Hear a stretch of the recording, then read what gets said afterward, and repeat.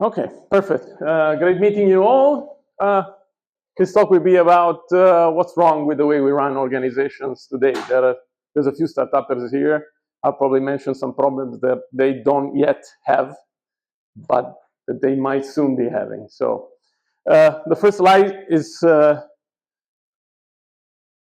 metaphor that, in my opinion, describes what's wrong about organization. But I'm going to dig deeper into this. I feel like we are not using the correct means of transportation in the field of organization. It's about time we switch to cars, and we are still using an old technology to organize our companies. If this helps me, I will go. It's not helping me.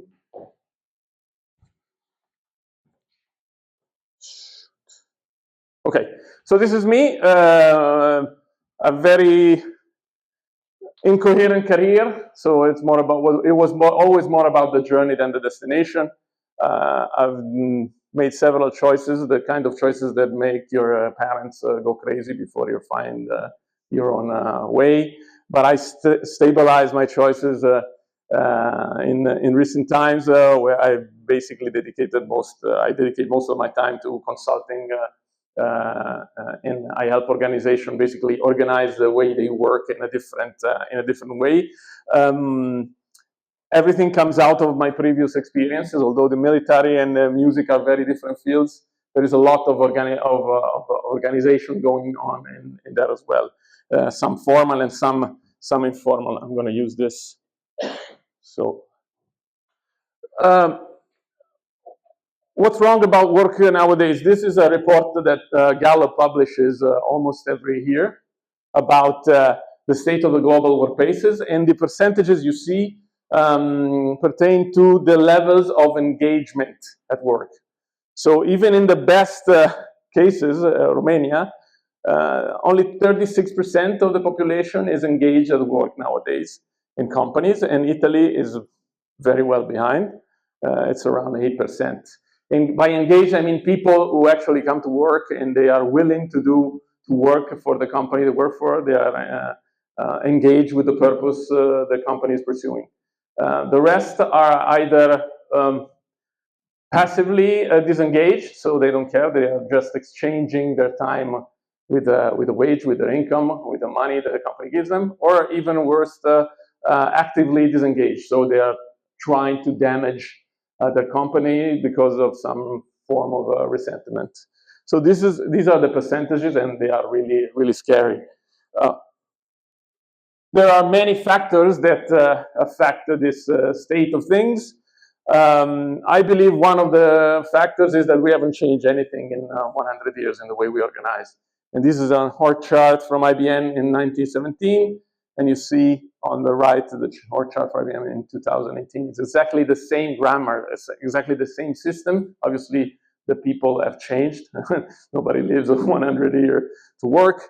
They use PowerPoint now, and so probably even looks even worse than before. But exactly, companies are organized in the same way. Hierarchies of people with the organization of work that is implemented as a form of subordination. People give orders to other people, and this generates a lot of dissatisfaction.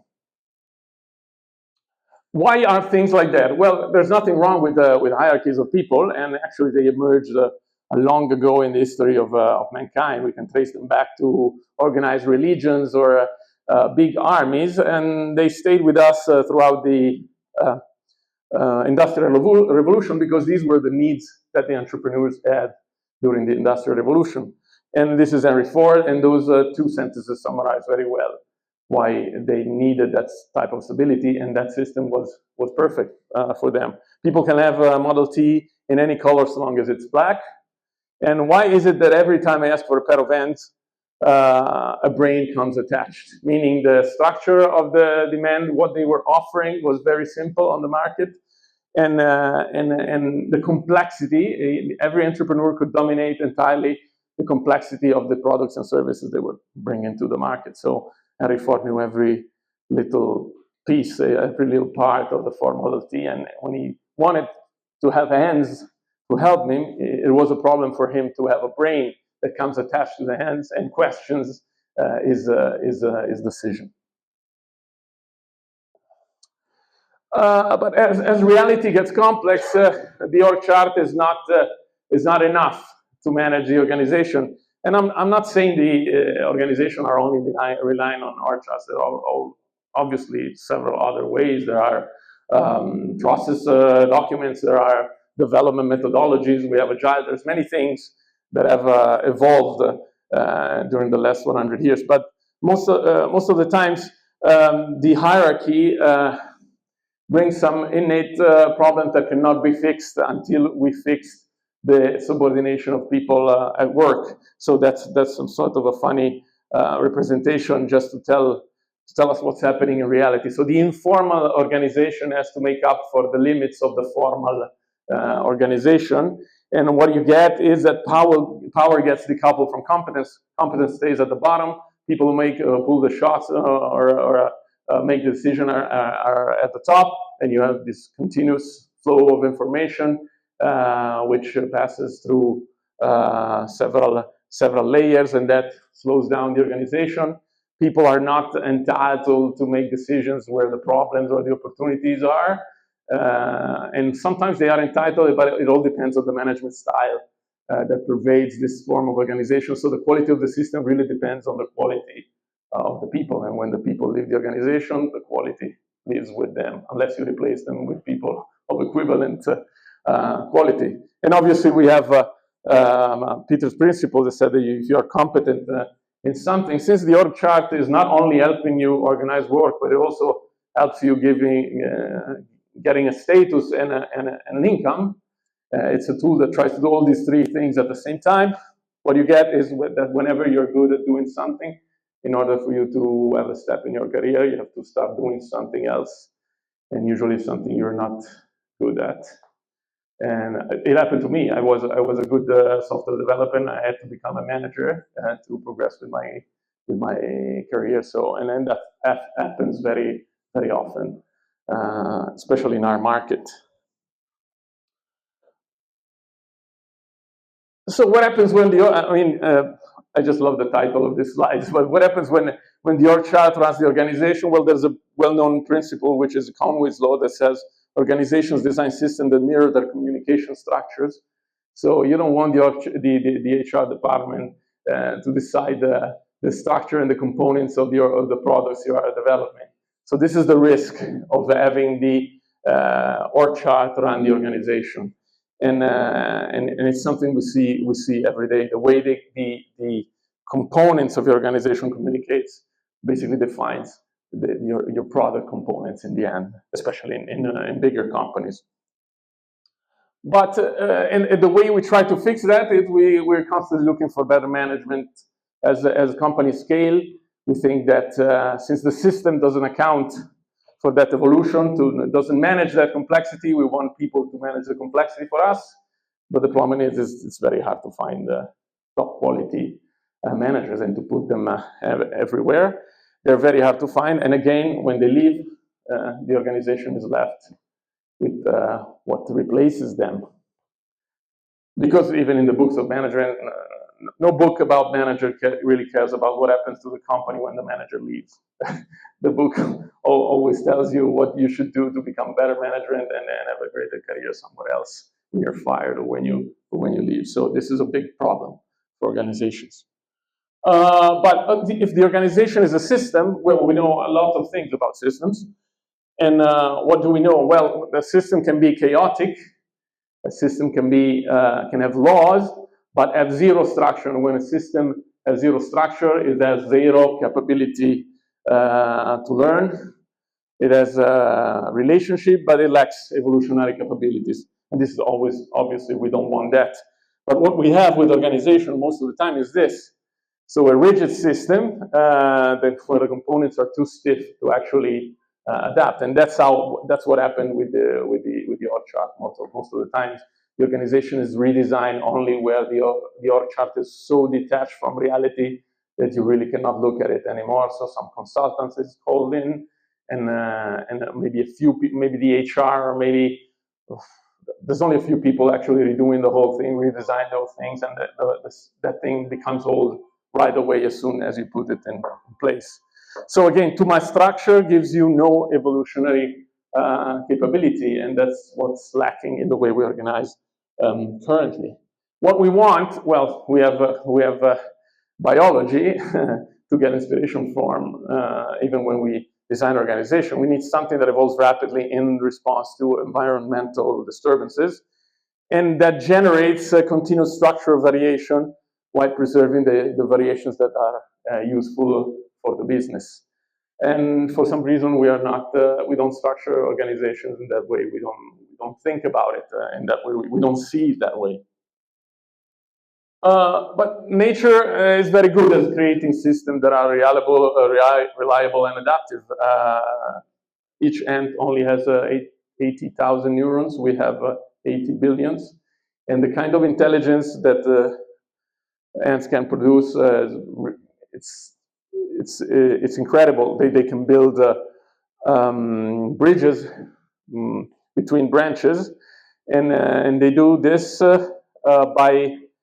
This is not created by the ant or by the intelligence of the single ant, but by the way they are put in relationship by the system they are involved in, by the rules of the system that involves them. And I think we can try to do the same thing in our organization. Our organization usually are not even as smart as the smartest of the people they give work to, and that's a big problem because the ant hive is the ant nest is way more intelligent than the single ant. So this is a challenge that we should try to face and address.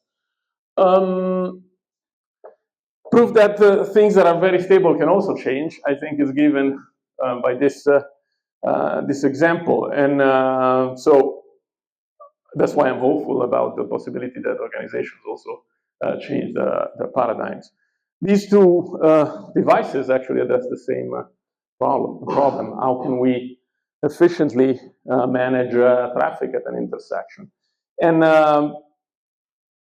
these are the days where these two were first introduced in Italy, so there's a lot of time went by before we adopted roundabouts, which sounds pretty strange because they're very normal nowadays.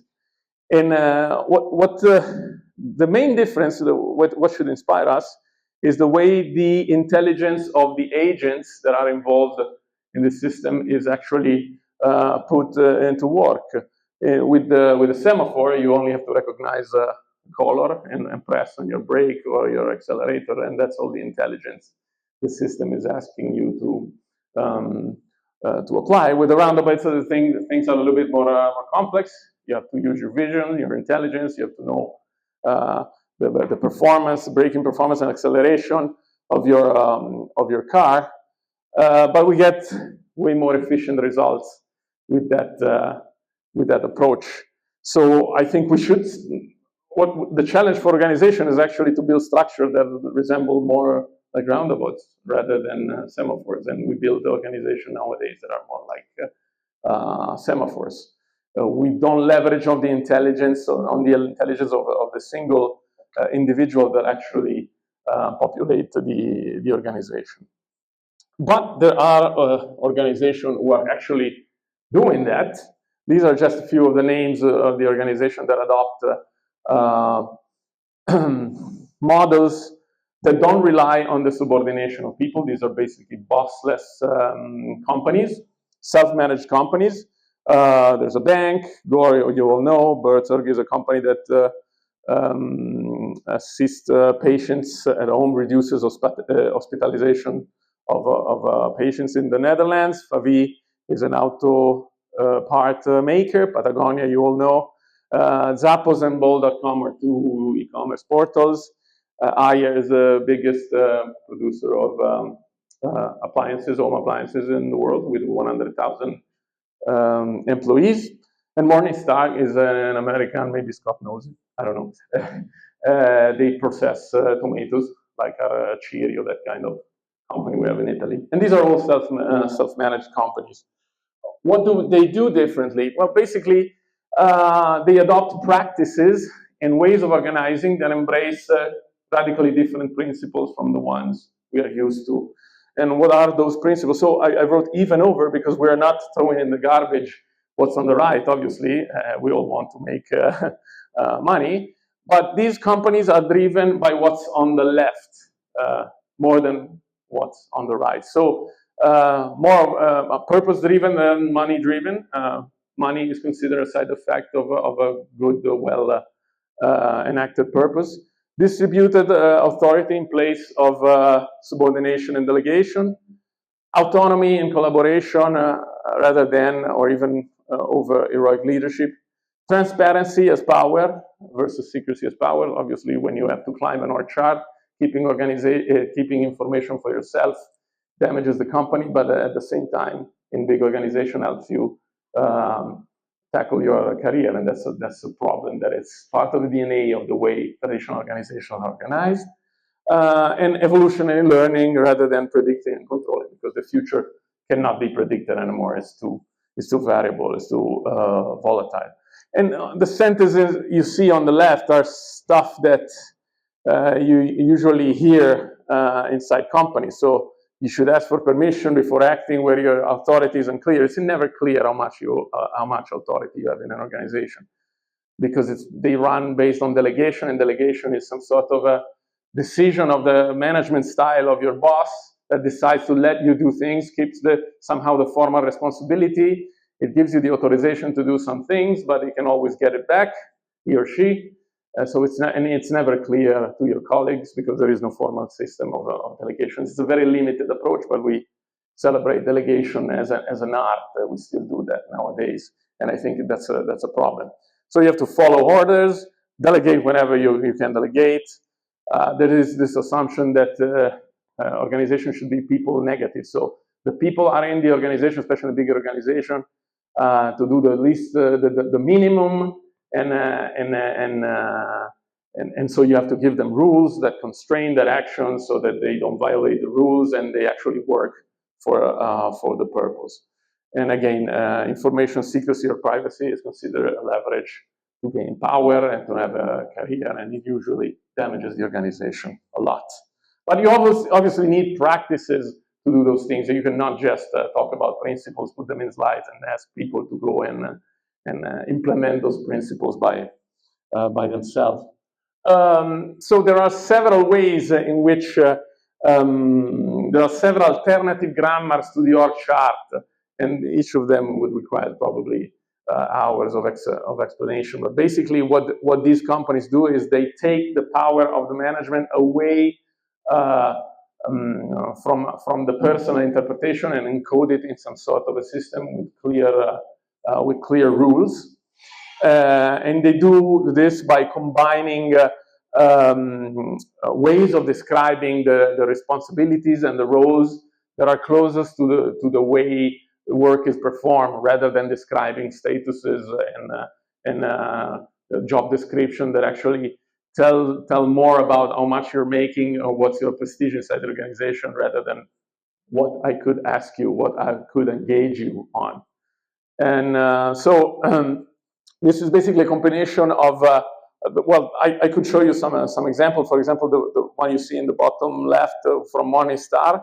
The colleague actually self-organized by signing this colleague letter of understanding, where they develop a network of mutual engagement. It's like a reciprocal contract in which they basically define what they commit to according to how their talent is actually used inside the organization. Bol.com and Zappos.com use forms of organization that are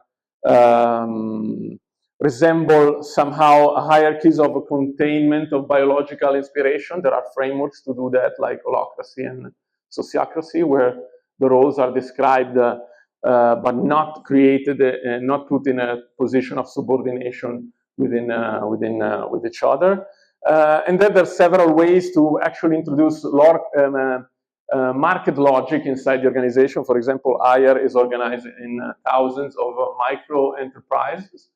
So Zhang Ruimin, the founder, basically decided that as his organization was scaling, the only way he could actually manage such a complexity was actually to bring inside the company some of the logics of the market. So in Hire, these micro enterprises actually aggregate to satisfy user requirements and to create products that then are put on the market. And if you go to visit them, they will show you this washing machine with three, come si dice, with three doors. So they developed, they follow this strange user requirement by which a set of users was interested in actually running the washing machine with different clothes at the same time. And so they developed, and they actually sold 200,000 of those machines in China only. And this is a requirement that would never make it through a traditional organization. Like, it would be almost impossible to bring to market something like that if it wasn't for a spontaneous aggregation of micro enterprises that actually saw value in that and decided to take the risk to implement it. To give you just a quick view, this is my organization. I work for a small consulting company. We're only 20 people, and we have this is our roles are described. We have some sort of a constitution that defines the basic rules by which we engage with each other, and the rules are very radical. Like, you have to be transparent on anything you do. You can do whatever you think makes sense for the purpose of the organization, provided you don't violate any rules that we have already written, and usually you are involved in the writing of the rules. So we recognize the value of limiting each other's freedom of action, because sometimes it's important that we follow some specific process, but the basic rule is that you do whatever makes sense to you without violating those rules. And our roles, the colors are not shown very well here, but I fill 12 roles at Copernicana. That doesn't mean those are some of the accountabilities. I am the circle lead. So there is some, there are no manager roles, but there are some roles that give some sort of direction, and this is a standard role. So you will see it in any of the circles of our organization. With those specific accountabilities, structuring the governance of the circle to enact its purpose and accountabilities. This only pertains to the initial design, because the review of the design is done through a collective process. I assign the people of the organization to the roles in that specific circle. I establish the priorities and the staff and the strategies, but I cannot give orders to anyone. I cannot stop you and tell you, you must do this thing. I can reprioritize the things you have already accepted to do, but I cannot force you to do one thing versus another one, because that's the power of transparency and having a clear purpose. It's a market where people decide what makes sense, and if it doesn't make sense, they won't do it. So it's very important to explain what the sense of things that are requested is. So we work on this with this system, and it's a system that scales even without introducing the micro enterprise logic. It scales pretty well. These are two examples of Italian companies that are adopting the same system. This is Agile Lab, a company that recently was sold to Poste Italiane. I started working with them when they were 20 people, and now they are 250 people. And I'm currently helping Innovar Group, which is a 4,000 people company, Italian system integrator, with 900 millions of revenue. And they are mixing these two concepts, the constitutional management concept I was telling you about that we adopt in Copernicana, and together with the sort of platform enterprise model. So many of the circles you see there's also other circles nested inside those circles as actually internal companies that actually exchanged services and products between each other, because even at that scale, you cannot manage everything with a simple role-to-role relationship. You need some sort of a market, some sort of a structural system that manages. But the nice thing is that you basically get rid of all managers. You can use, it's not a matter of getting rid of the managers as people. We want to keep them, we want their intelligence.